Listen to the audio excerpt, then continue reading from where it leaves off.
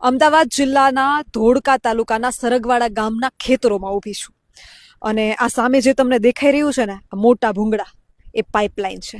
આ પાઇપલાઇન એક નહીં 10 ગામોને ભરખવાની છે.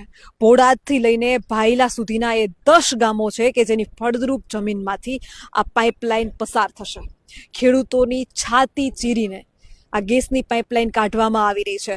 ખેડૂતો વીજલાઇન મુદ્દે લડી રહ્યા છે અને હવે પાઇપલાઇન મુદ્દે લડી રહ્યા છે.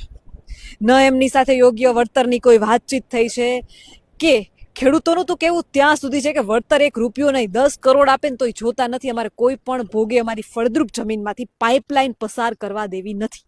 આ તમે જો ખાડા ખોદવામાં આવ્યા છે, ખેડૂતોની સહમતિ કે ખેડૂતો પાસેથી કોઈ વાત સાંભળવી કશું જ નહીં. વિકાસ જરૂરી છે પણ વિનાશના ભોગે નહીં. શું કહેશો? 10 કરોડ આપે તોય તમે ગેસ લાઈન નાખવા નહીં દેવાના. 2-3 દિવસમાં